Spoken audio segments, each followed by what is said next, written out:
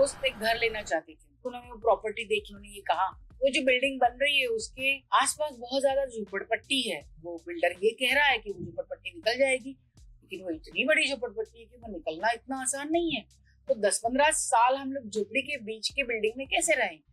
उनकी बात भी कितनी सही थी कि वो झोपड़पट्टी में से उनके बच्चे आए जाएं, उनको भी रात को दिन को काम पे आना जाना, लेडीज के लिए सेफ्टी, सब डर लगा रहता है। शहर के बीचों बीच घर बन रहे तो बहुत कॉस्टली होते हैं। हम घर परिवार लो या स्कूल में जाओ या दुकान भी लो तो हम मिडिल क्लास लोग, खाते पीते घर के लोग, हम झोपड़ी या गरीब या टूटे फूटे जगह पे रहना नहीं पसंद करते या आना जाना भी नहीं पसंद करते।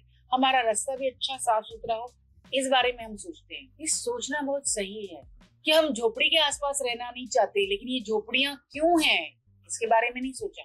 बहुत सारी बड़ी बड़ी चीजें इसमें इन्वॉल्व है। शहरों की तरफ गांव दराज के गरीब लोग अपनी रोजी रोटी या अपना नसीब आजमाने आते हैं, क्योंकि खेती बाड़ी है, उनके यहाँ पे वो सब चीजें नहीं है।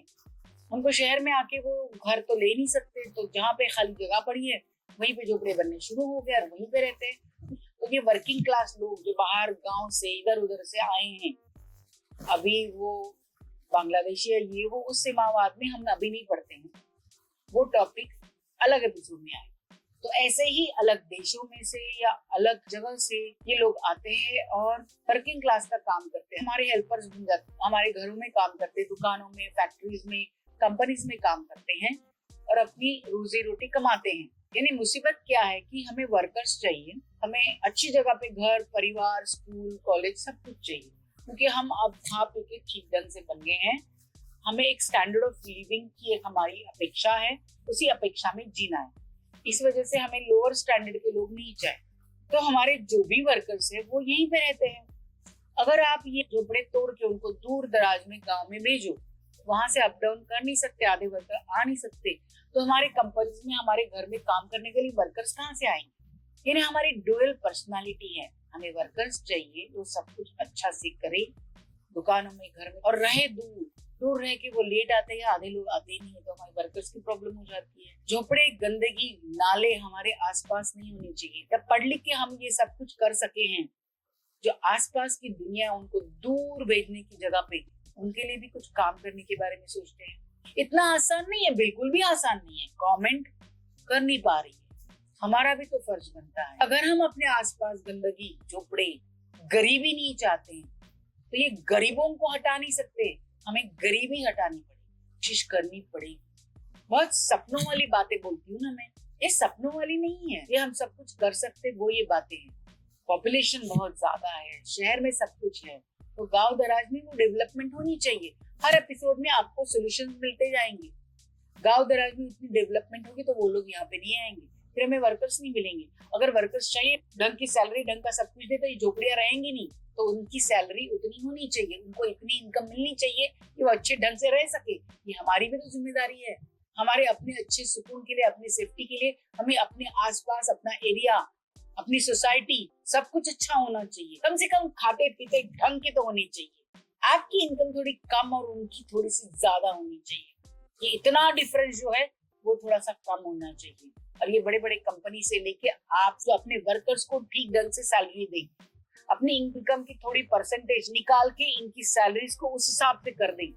कितने लोग अपने वर्कर्स का ध्यान रखते हैं, कितने लोग अपनी कंपनी में काम करने वाले वर्कर्स की सिचुएशन कैसी होनी चाहिए इसके बारे में सोचते हैं। कितने लोग अपने घर में काम करने वाले वर्कर्स कितने हाइजेनिक लेवल पे, कितने अच्छी तरह से रह सकते हैं, ये देखते हैं। पीढ़ियों से ये बात चलती आ रही है, लेकिन अगर इतनी टेक्नोलॉजी बढ़ चुकी है, ये भी तो होना चाहिए। ये हक अब सबको मिलना चाहिए कि सबको एक ढंग की स्टैंडर्ड ऑफ लिविंग मिलनी चाहिए।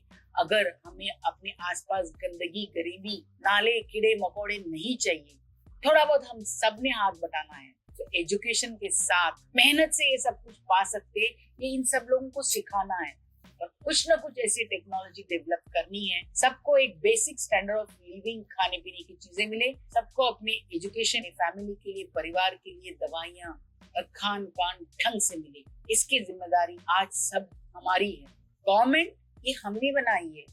गवर्नमेंट को हम टैक्स का पैसा देते हैं, जिसके बलबूते पे वो ये सब करते हैं। अगर आप ध्यान देंगे तो गवर्नमेंट क्यों नहीं करेगी? आपको ही परवाह नहीं तो गवर्नमेंट भी उतनी लूज हो जाती, वो जो कुछ करते आप चुपचाप सुन लेते हो। ये नहीं होना चाहिए।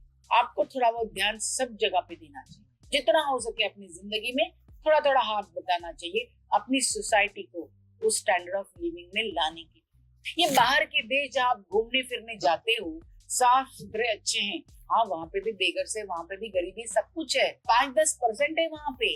हमारे जो पास 80% ये सब गंदगी गरीबी है, वहाँ पे बस 5-10% है। अचानक कैसे इतना सब कुछ बदल गया?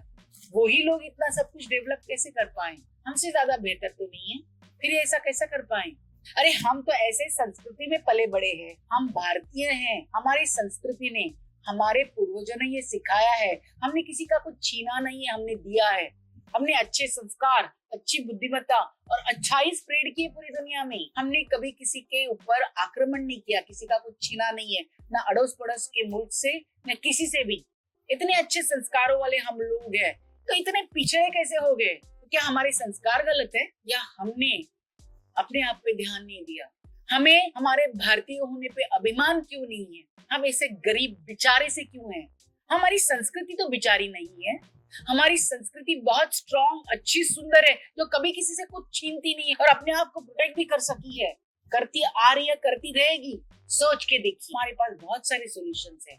हमारा तो यंग नेशन है, इतनी यंग जनरेशन है, बस उसको रास्ता दिखाइए। जिनके पेट में भूख होती है वही कुछ कर गुजरते हैं, तो हमारे देश के पेट में बहुत सारी भूख है, तो उसको अच्छाई का मार्गदर्शन कीजिए। हमारी यंग जनरेशन जो बिगड़ती जा रही है, उनको वेस्टर्नाइज ना होने दीजिए, संस्कारों से भर दीजिए, उनके ऊपर ध्यान दीजिए, उनका अच्छा मार्गदर्शन कर दीजिए। हमारा देश पहले से ज्यादा अच्छा बन जाएगा। हमारे पास इतनी अच्छी संस्कारों की पूंजी है, पूरी दुनिया को हम सब कुछ अच्छे से बांट सकते, खुद भी खा पी के खड़े हो सकते हैं। ये सब कुछ होना चाहिए। थोड़ा सोच के देखिए, थोड़ा सा जागिए। अपने आप को छोटा समझने की जरूरत नहीं। इतनी सारी अलग अलग भाषा, इतने सारे पहराव, इतनी सारे व्यंजन, इतना खूबसूरत सब कुछ हमारा देश है, उसमें ध्यान देके आगे जाइए, ना कि भाषावाद, ना कि सीमावाद। अपने आप को प्रोटेक्ट कीजिए, लेकिन अपने संस्कारों को भूलिए मत। गलत चीजों पे डाइवर्ट मत कीजिए अपने आप को, अपनी पीढ़ी को, यंग जनरेशन को सही दिशा दिखाइए, जागरूक रहिए, लेकिन आग मत लगाइए। मशाल लेके देखना और आग लगाने में फर्क है। आपको किसी को ठेस पहुंचाने मत दीजिए, लेकिन आप दूसरों को मत ठेस पहुंचाइए। सब एक साथ मिलकर अच्छी तरह से रह सकते, रहेंगे और रहना पड़ेगा। इस चीज को एक्सेप्ट कीजिए और अपने अपने तत्वों पे अपने आप को खड़ा कीजिए। बहुत अच्छे फ्लेवर से अपने आप उसके साथ जिए। चलिए ना, अपने संस्कारों से भरे हुए देश को याद करते हैं और आगे निकल पड़ते हैं। वो सब पाते जो अभी तक हम पा नहीं पाए। सब कुछ है हमारे सामने, ये पूरा प्लेटर भरा पड़ा है, लेकिन बस खाने की देर है। चलिए ना, कुछ अच्छा करते हैं।